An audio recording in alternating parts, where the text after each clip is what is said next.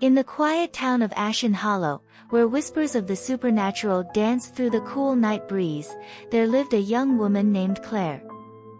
From the moment she moved into the old Victorian house at the edge of town, her nights became a battleground between reality and the horrors that lurked within the realm of dreams. It all began innocently enough.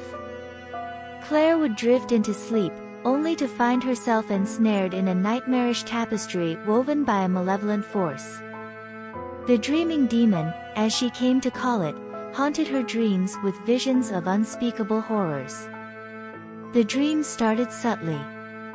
Dark, twisted landscapes unfolded before Claire's closed eyes, and echoes of eerie whispers filled the air. Strange symbols danced in the periphery of her subconscious, leaving an unsettling imprint on her waking mind. As the nights passed, the dreaming demon grew bolder. It assumed ghastly forms, shifting between shadows and monstrous apparitions that flickered in the corners of Claire's nightmares. Each night brought forth a new torment, an escalation of terror that transcended the boundaries between sleep and wakefulness. Claire's waking hours became fraught with anxiety as the lines between dream and reality blurred. The once vibrant hues of her life turned to muted shades of dread. Desperate for answers, she sought solace in the ancient wisdom of Madame Lorraine, a reclusive seer rumored to commune with the supernatural. Madame Lorraine, with eyes as old as time itself, listened intently to Claire's tale. She spoke of the dreaming demon, an entity that traversed the ethereal realm, feeding on the fears and vulnerabilities of those it ensnared.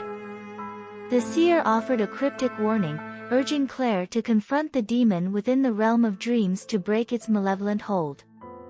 Determined to free herself from the nocturnal clutches of the dreaming demon, Claire delved into the mysteries of lucid dreaming.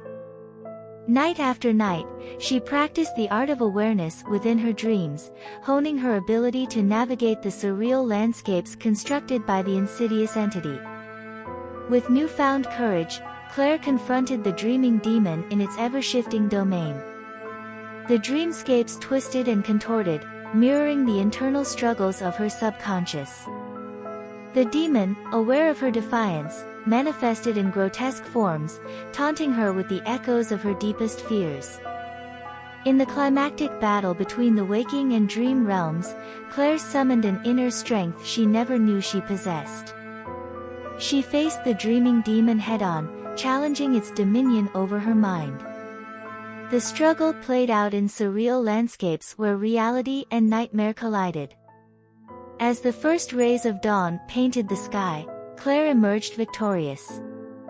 The dreaming demon, weakened by her resolve, dissipated into the ether, leaving behind a lingering sense of triumph. The once ominous dreamscape transformed into a serene haven, free from the nightmarish clutches that had plagued Claire for so long. From that day forward, Claire embraced the dawn with newfound courage.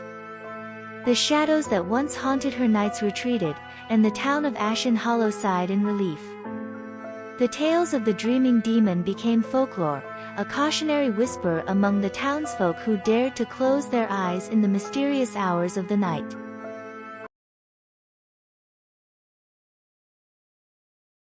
Sheila, a dedicated and seasoned travel nurse, found herself in the hushed hallways of Montana State Hospital. This stint was just one among the various stops she made in her nomadic nursing career, where each night unfolded with the quiet hum of fluorescent lights and the distant murmurs of patients in need. Little did she anticipate that the events about to transpire during one fateful night would etch themselves into the corridors of her memory, haunting her for years to come. On this particular evening, Sheila's usual routine took an unexpected turn.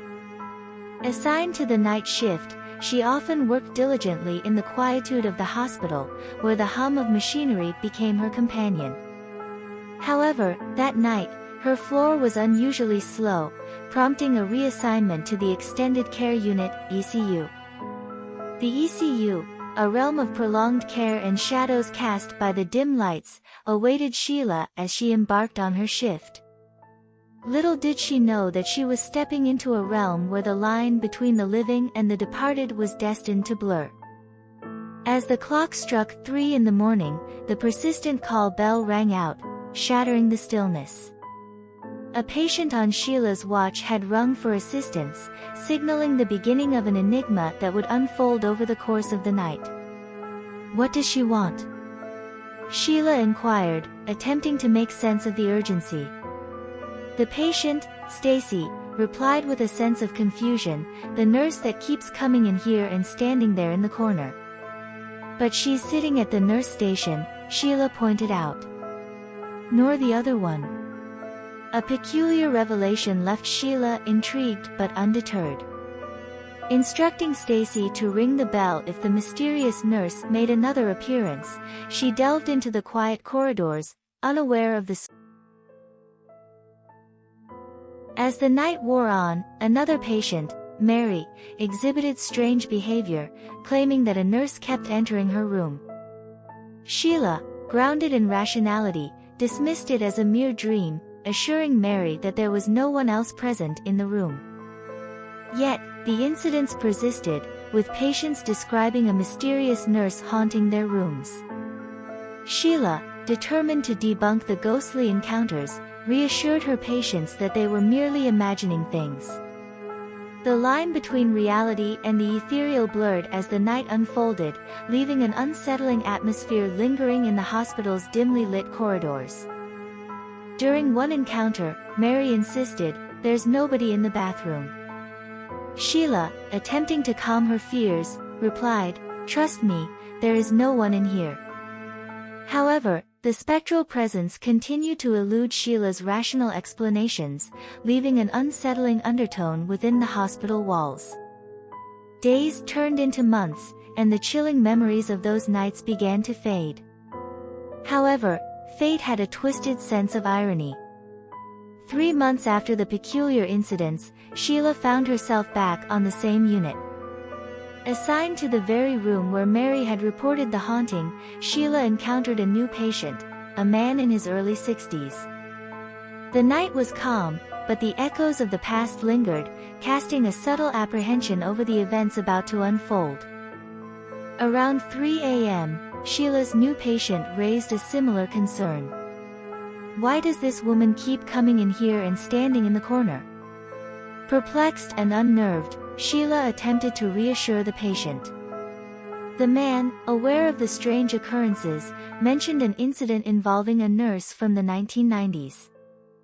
The nurse had succumbed to the overwhelming stress and was found dead on the bathroom floor. Rumors persisted that her ghost haunted the hospital. As the patient shared the unsettling history, Sheila couldn't shake the feeling that the spectral nurse had returned. The inexplicable events mirrored those from months earlier. "Maybe it's the ghost of that nurse," the patient suggested. Sheila, grappling with the inexplicable, dismissed the idea, urging the patient not to try to scare her. Yet, the echoes of the hospital's haunted past continued to reverberate through the night shift, leaving Sheila to navigate the thin line between the tangible and the supernatural.